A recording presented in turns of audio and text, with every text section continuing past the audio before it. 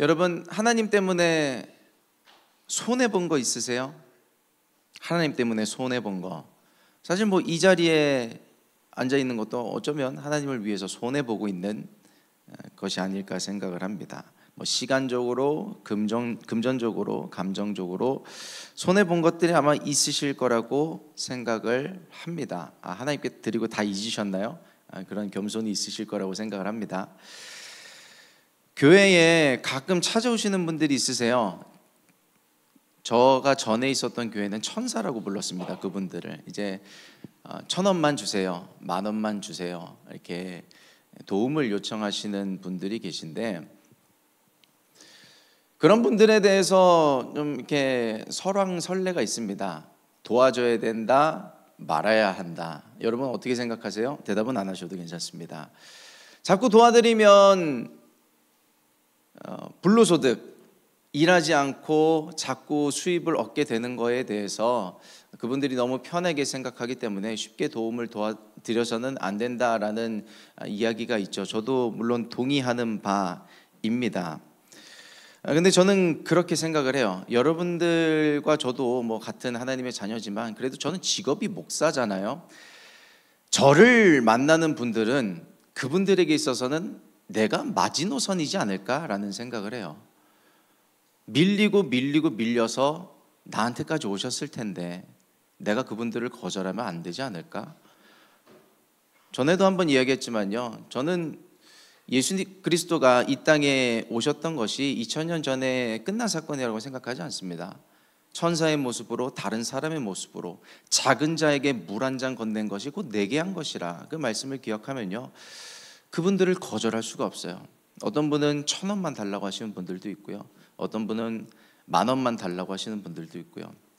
근데 요즘 현금이 없잖아요. 다 카드 쓰고, 뭐 카드를 결제해 드릴 수도 없고, 그분들이 뭐 단말기를 갖고 다니시는 것도 아니고 그렇잖아요. 있으면 드리고 없으면 못 드리고 죄송한데, 어떤 분들은 ATM기 저기 있잖아요, 건너편에 은행이 있으니까 뽑아다 주세요 하시는 분들도 계세요. 그런 분들은 이제 뽑아서 갖다 드리면, 우리 목사님 5만 원은 주실 줄 알았는데 10,000원밖에 안 주신다고, 그런 분들도 계세요.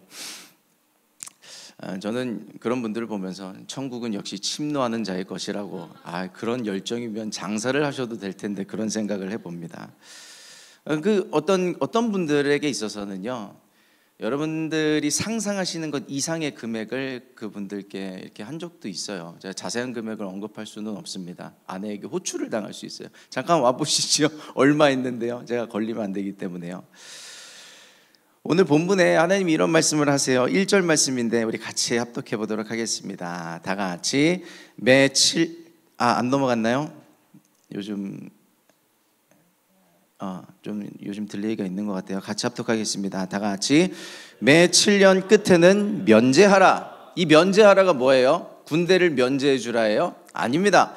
매 7년 끝에, 그냥 단순한 7년 끝에가 아니고요, 매 7년마다 면제해 주라. 뭐를?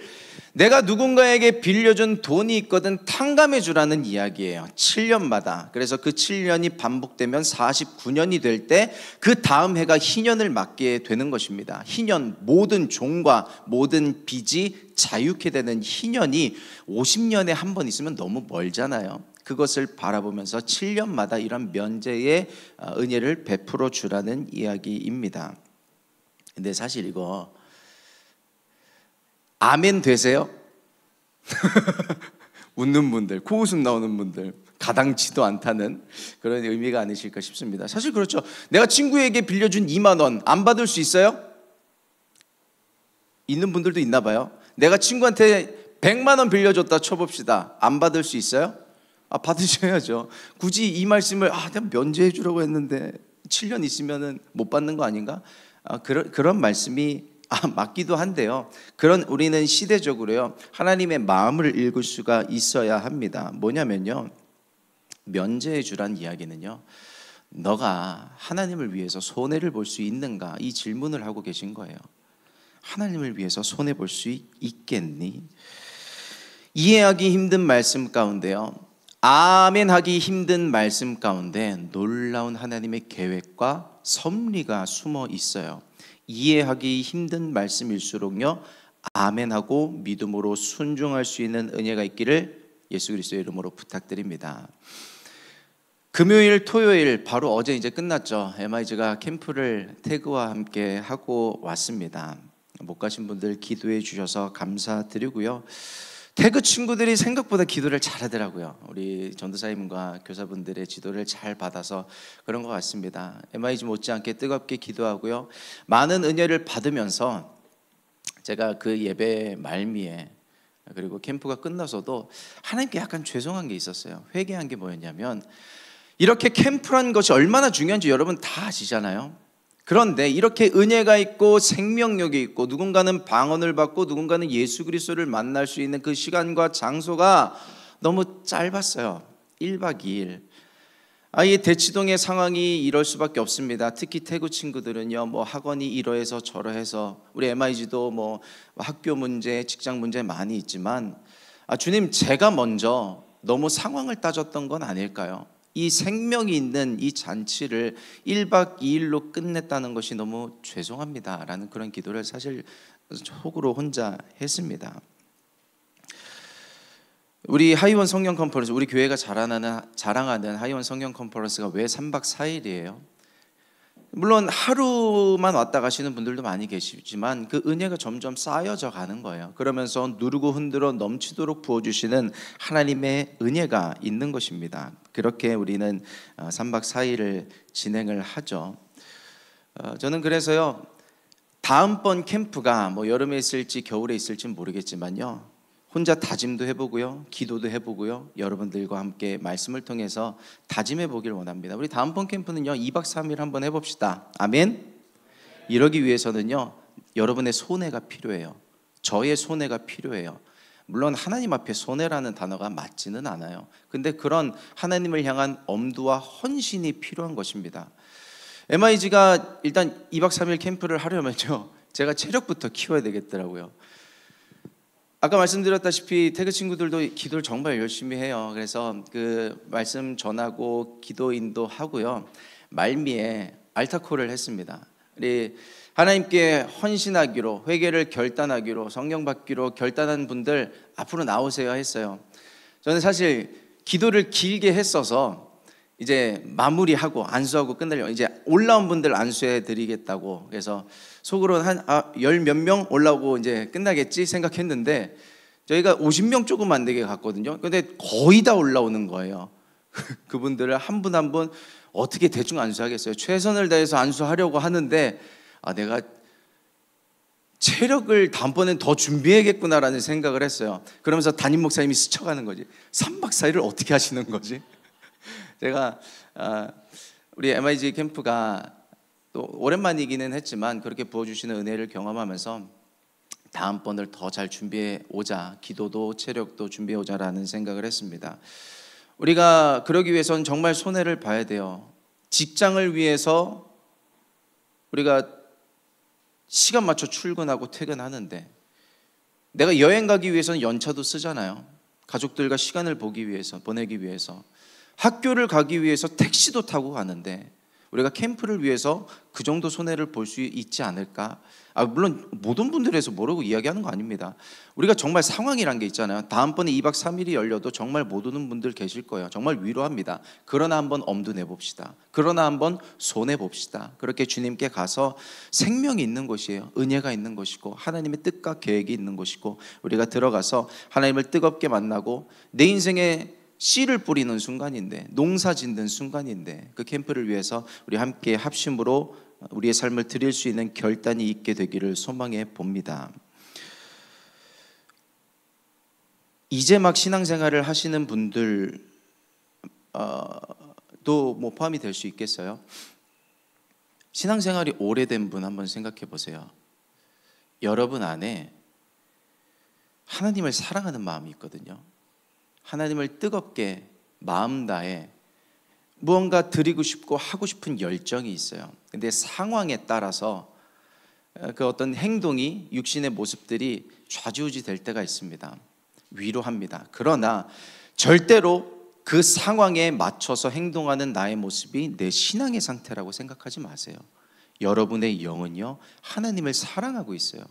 제가 이번에 캠프를 위해서 준비하는데 캠프 때도 잠깐 짧은 간증을 했지만 하나님이 여러분을 얼마나 사랑하시는지, 그리고 여러분의 영의 상태가 제 마음 가운데 쏟아져서 감당이 안 되는 거예요.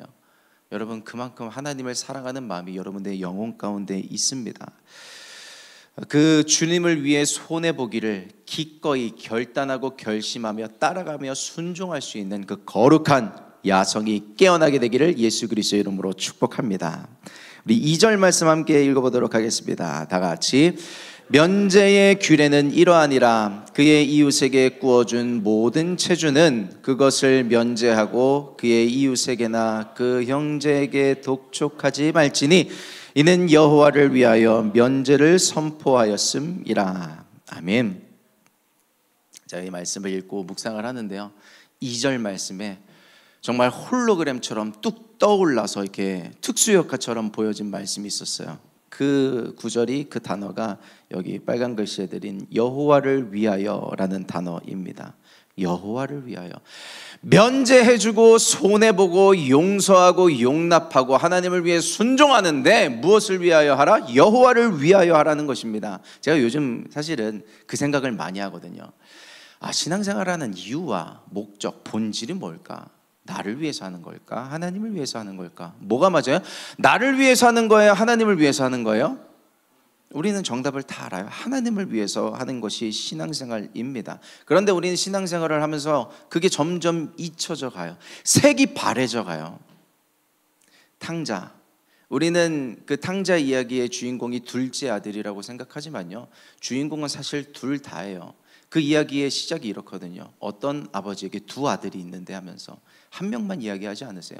둘째 아들은 그렇게 하나님을 떠났다 돌아왔다 칩시다. 첫째 아들은요, 내가 그래도 아버지 곁에 있지 않았습니까? 내가 그래도 곁을 지키고 있었는데 나 그래도 잘하고 있지 않았습니까? 이야기는 하지만요, 정말 그의 마음을 보면 아버지를 사랑했던 게 아니었어요.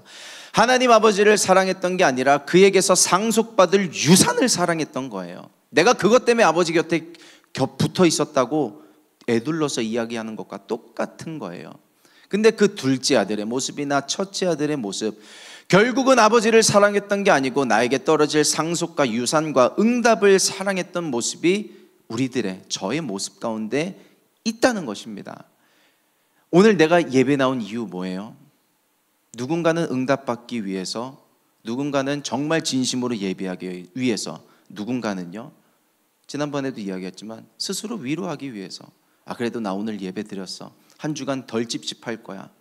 누군가는 그런 마음도 있지 않을까요? 예배는 하나님을 위해서 하는 것입니다. 본질이 점점 더 그렇게 돼야 해요.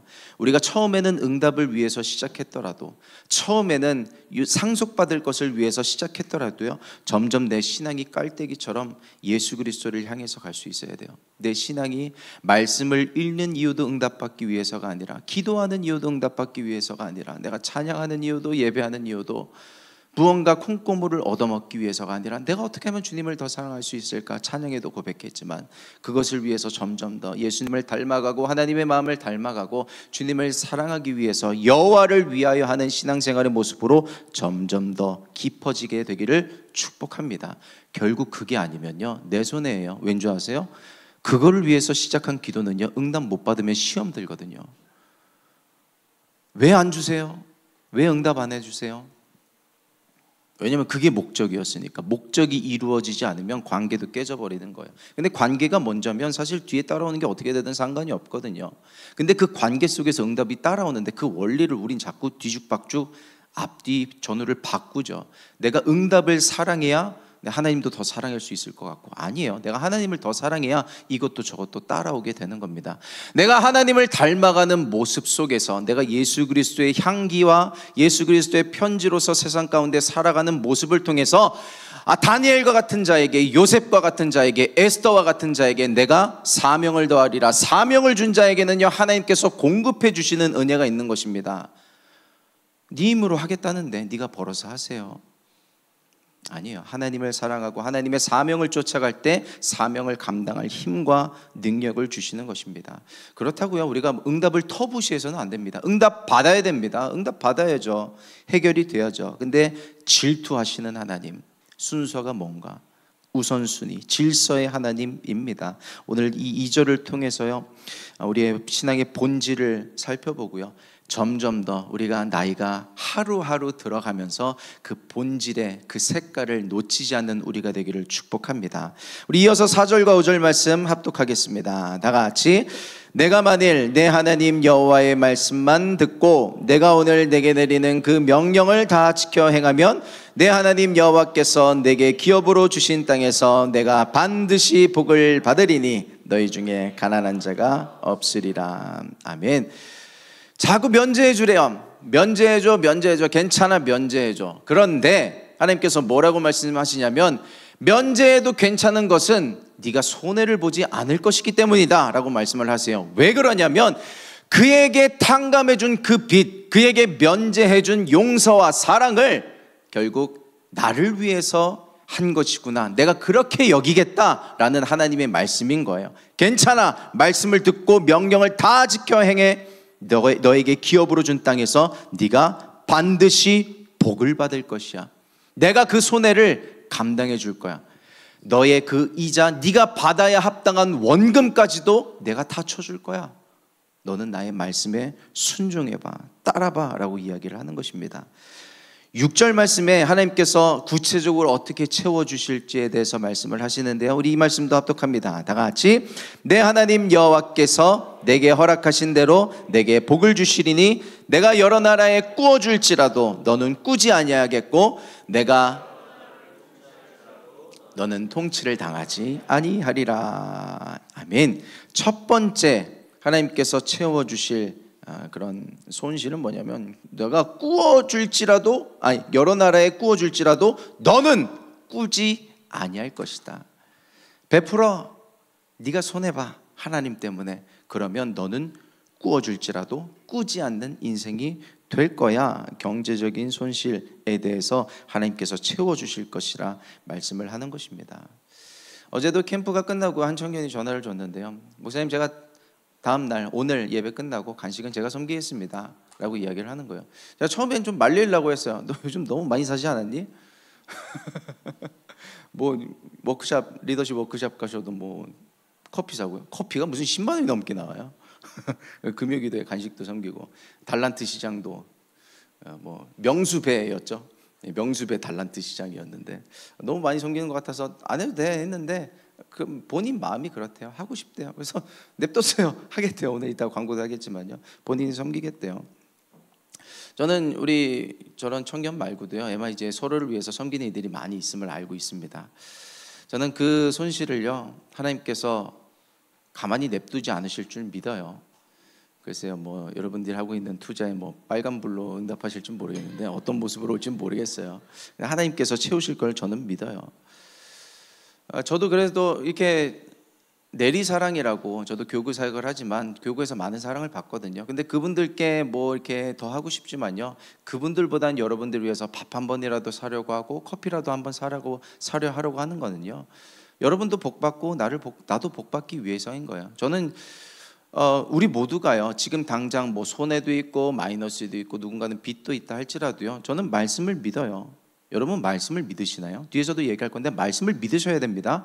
저는 이 말씀을 믿어요. 나도 우리 담임 목사님이 하시는, 선포하시는 말씀, 대치순복음교회는 베푸는 교회가 될지어다. 저는 그런 사역을 하게 될 거를 꿈꿉니다. 꿈만 꾼다고 난 그렇게 되면 할 거야가 아닌 거예요. 현실에 내가 할 수 있는 선에서 해 나가는 겁니다. 작은 영역에서 내 하나님 나라를 가꾸어 가는 거예요. 그 통치의 영역을 넓혀 가는 겁니다. 다 되면 하겠다, 그런 일은 안 오는 겁니다. 여러분들의 인생에 있어서 하나님을 위해서 드리고 헌신하고 손해보되 하나님께서 다시 갚아주시고 채워주시는, 꾸어줄지라도 꾸지 않는 그런 인생과 여러분들이 하는 손길, 그 기업과 사업이 되기를 예수 그리스도의 이름으로 축복합니다. 둘째, 어떤 회복을 말씀하세요? 너는 통치를 당하지 아니하리라. 사실 이게 뭐 해석될 수 있는, 적용될 수 있는 말은 많지만요, 정말 말씀 그대로를 봅시다. 본질적인 나라, 정치적인 면을 위해서 볼게요. 여러분, 나라를 위해서 기도하는 손실을 봐주세요. 나를 위해서 기도할 시간도 없는데, 가족을 위해서 기도할 시간도 없는데 나라를 위해서 기도하라니 이거 손실 아니에요? 손해 아니에요? 근데 부탁드립니다. 나라를 위해서 기도해 주세요. 지금 여러 군데서 뭐 집회도 열리고 그런 목소리들을 내는 모임들이 많이 있는데요, 이번 사태, 어떤 뭐라 해야 될까요? 계엄 이후에 탄핵 국면으로 들어와서 특징이 있다면 이번에는 젊은이들이 관심을 많이 보이더라는 거, 믿는 자들도 믿지 않는 2030들이 많은 관심을 보이고 있습니다. 그런데 우리 믿지 않는 자들도 그렇게 관심을 보이고 있는데요, 우리가 관심을 보이지 않는다는 건요, 부끄러운 일입니다. 여러분, 나라와 민족을 위해서 관심을 가지셔야 돼요. 오늘 대표기도도 해주셨지만요, 정말 죽느냐 사느냐의 문제예요. 우리가 어떻게 사회주의에, 공산주의에 자유를 빼앗기겠어요? 이거는 정치적인 이념의 문제가 아니라요, 우리 어느 날 갑자기 예배를 못 드리게 되는 날이 올지 몰라요. 어느 날 갑자기 자유를 잃어버리는 북한처럼, 중국 어딘가처럼 그렇게 예배의 자유를 잃어버릴 수 있는 날이 올 수 있을지 몰라요. 그럼 몸은 편하겠네? 아니요, 거기서부터 많은 어그러짐이 시작될걸요. 영적인 것이 무너지면서 우리의 삶은 더욱 무너질 것이 많게 될 것을 기억해야 됩니다. 특히 이제 사업하시는 분들이 있죠. MIG에 사업을 하시는 분들요, 중국에 대해서 정말 잘 생각하셔야 됩니다. 정말요. 좀 이게 뭐 정치적인 것과 연관이 될 수 있어서 말씀드리기는 좀 조심스럽지만요, 뭐 어떤 시장으로 보고 어떤 전략적으로 접근하는 건 필요할 수 있죠. 그런데 어떤 그들의 자본력이, 그들의 영향력이 내게, 내 사업에, 기업에 영향을 주는 그 어떤 것에 대해서는요, 분명하게 분별할 수 있어야 됩니다. 나중 가서는요, 볼모가 돼요. 많은 기업들이, 지금 현재도 많은 정치인들이 거기에 묶여서, 엮여서 영향을 많이 받고 있다는 사실을 기억해야 합니다. 특히 우리가 기도해야 할 일은 뭐냐면요, 정치를 위해서도 기도해야 되죠. 경제적인 면을 위해서도 이 나라가 어떤 공산주의, 사회주의의 자본에 영향을 받지 않게 하여 주시옵소서 기도도 해야 되지만, 더 기도해야 될 것은 우리 기독교계 안에 그런 영향력이 들어오지 않게 해달라고 기도하셔야 됩니다.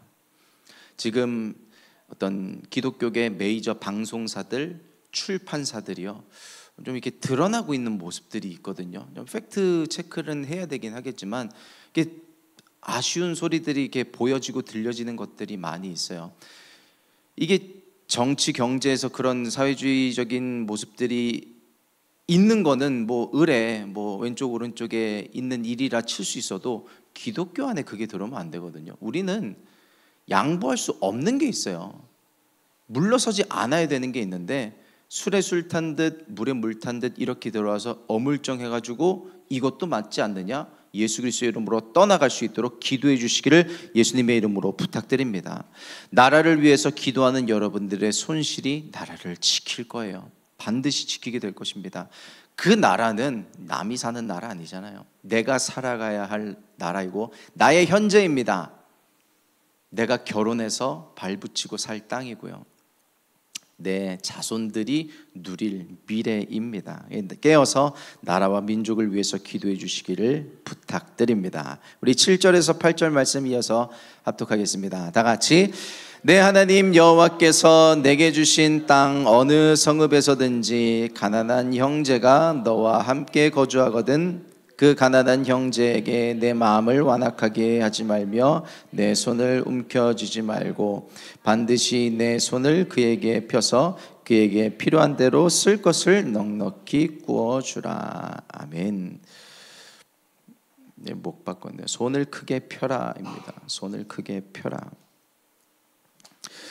움켜쥐고 있지만 말고 손을 좀 펴라는 말씀이에요.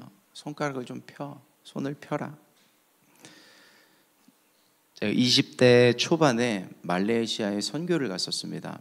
뭐 오지도 들어가고요, 오지의 산 위에 있는 마을은 이제 물이 귀하니까 5리터짜리 생수통 메고 이제 뭐 올라가고 뭐 가서 예배드리고 아이들 주일학교 캠프하면서 섬기고 그런 선교하는 거예요.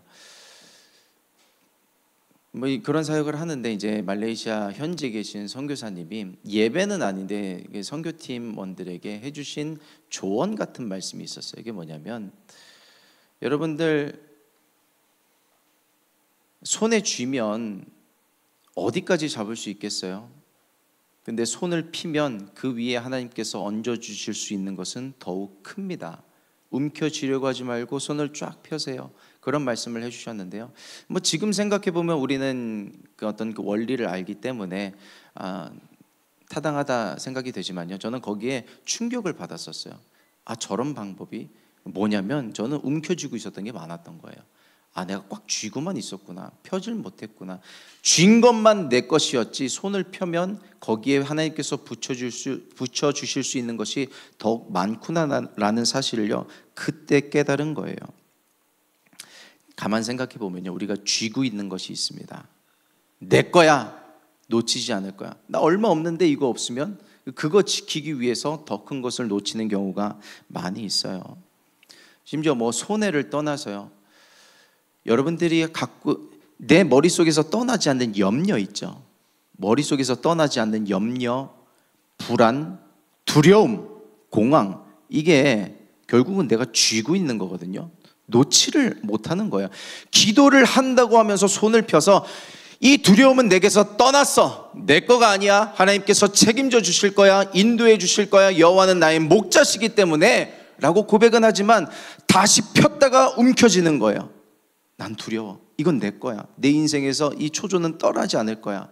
여러분, 자꾸 펴라는 말씀인 거야. 펴, 손을 펴, 손을 펴. 네 거 아니야, 나에게 맡겨. 두려움을 맡기고, 염려를 맡기고, 너의 미래를 맡기고, 너의 시간을 맡기고, 너의 물질을 맡겨, 너의 병을 맡길지어다, 너의 문제를 맡길지어다. 네가 손에 쥐고 있지 말고 나에게 맡기라. 하나님 말씀인 것입니다. 손을 크게 펴라는 거예요. 그래서요, 손을 크게 펴라는 말씀은 뭐냐면, 이 말씀이에요. 좀 크게 믿어봐, 좀 넓게 믿어봐 라는 하나님의 말씀인 거예요. 여러분들에게 믿음이 있으신가요? 아멘 해보세요. 여러분, 믿음이 있으세요? 아멘. 정말 여러분들에게 믿음이 있기를 축복합니다. 근데 우리가 뭘 믿는가를 생각해 봐야 돼요. 내가 기도한 건 믿어요. 잘 생각해 보세요. 내가 기도한 건 믿어요. 왜냐하면 믿기 때문에, 기도한다는 것은 믿기 때문에 기도한다는 거거든요. 내가 기도한 건 믿는데, 내가 기도한 것 외에 다른 말씀은 안 믿어요. 잘 생각해 보면 내 안에 그런 모습이 있어요. 내가 기도한 건 믿지, 근데 다른 그 외에 하나님의 말씀은 못 믿어요.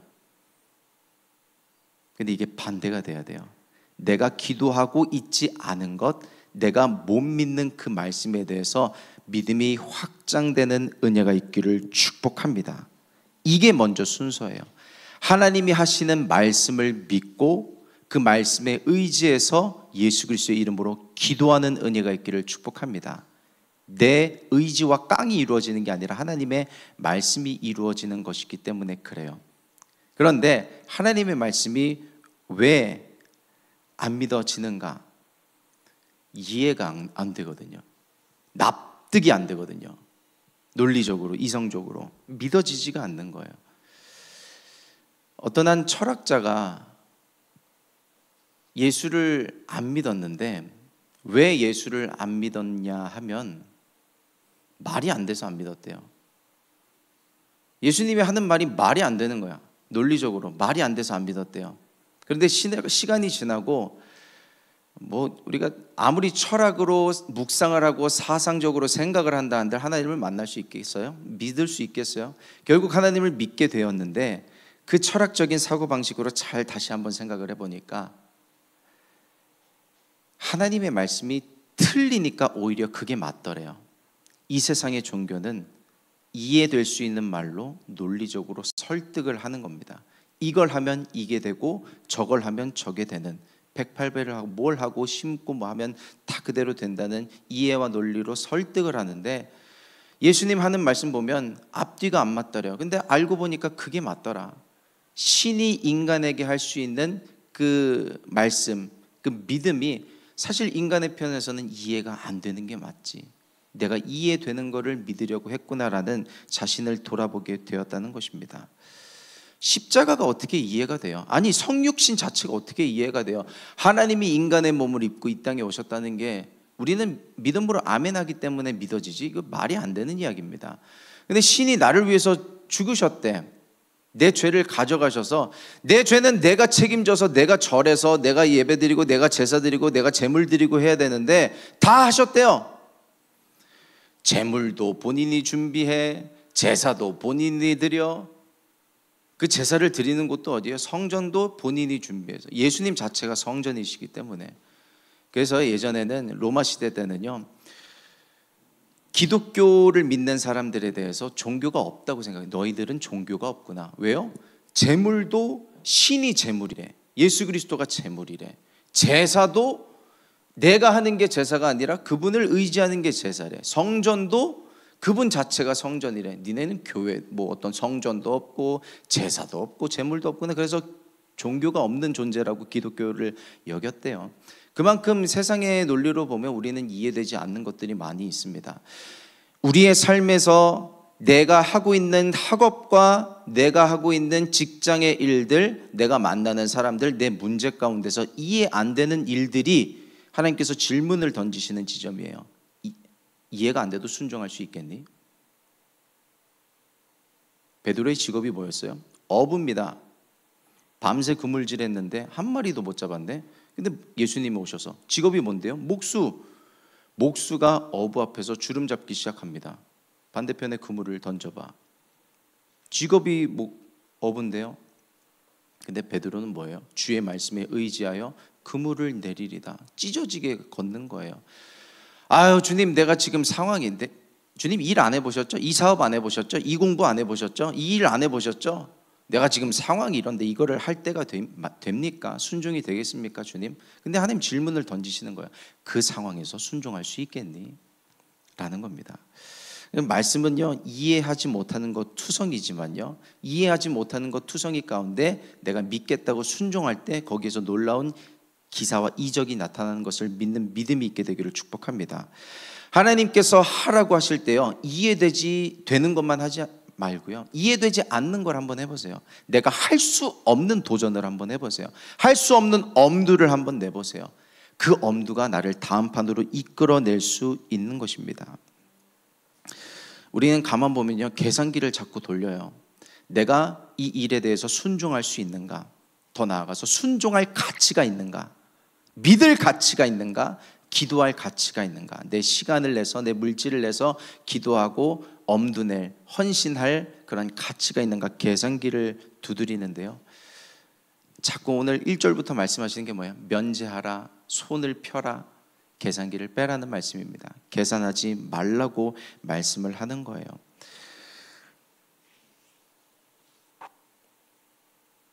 이게 되려면요, 우리가 믿음의 좌표를 잘 생각해야 돼요. 우리가 믿음을 갖는 이유는 물론 천국을 가기 위해서지만, 이 땅에서의 나의 삶의 신앙이 천국 가기 위해서만 있는 것이라면 삶에서 아무런 변화가 일어나지 않아요. 근데 믿음이 있다는 것은, 예수님께서 이 땅에 오셔서 하늘나라의 복음을 선포하셨는데, 그것은 네가 예수 잘 믿고 천국 가라는 것만 알려주시기 위해서 하신 말씀이 아니에요. 하늘나라에 이루어질 그 일이 이 땅에서도 이루어질 수 있다는 것을 믿으라고 하시는 말씀인 거예요. 네가 나를 위해서 손해를 보면 내가 너에게 채워줄 거야 라는 것을 이 땅에서 경험해 보시기를 축복합니다.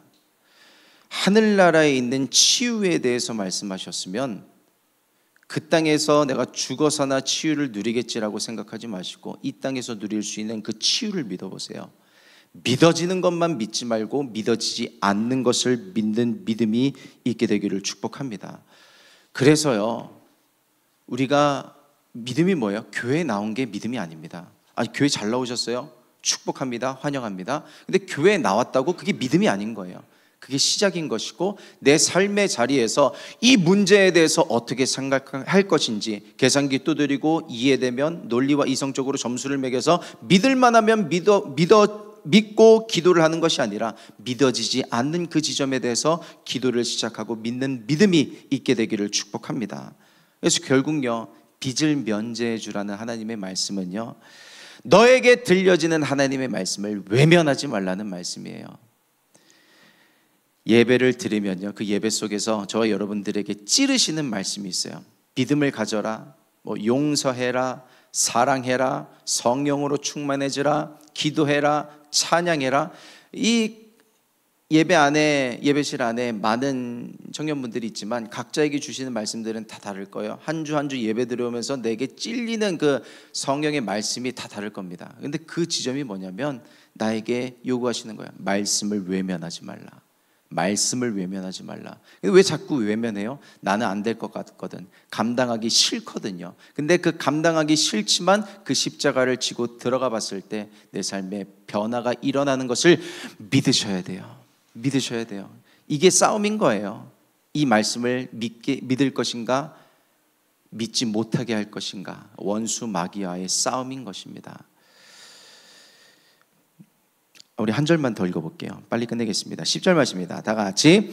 너는 반드시 그에게 줄 것이요 줄 때에는 아끼는 마음을 품지 말 것이니라. 이로 말미암아 내 하나님 여호와께서 내가 하는 모든 일과 내 손이 닿는 모든 일에 내게 복을 주시리라. 아멘. 길어서 9절은 안 봤는데요, 9절부터 마음을 점검하세요. 너는 마음을 지켜.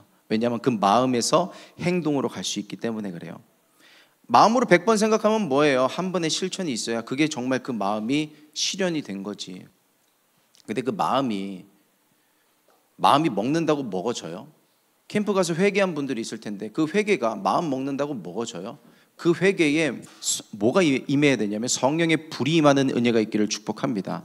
오늘도 말씀을 들으면서 그렇지, 내가 손해를 보지 않고 있었던 부분이 있었지, 내가 믿지 않고 있었던 부분이 있었지, 내가 이해되던 것만 기도하고 있었던 부분이 있었지, 그래서 나는 이제 이해되지 않는 것을 대해서도 기도하기를 시작할 거야. 다짐은 많이 하셨을 거예요. 근데 이 안에 성령의 불이 임하기를 축복합니다. 성령의 기름 부음이 임해야 내 의지와 마음의 실행력, 결단력, 실행을 옮길 수 있는 원동력을 얻게 되는 거예요.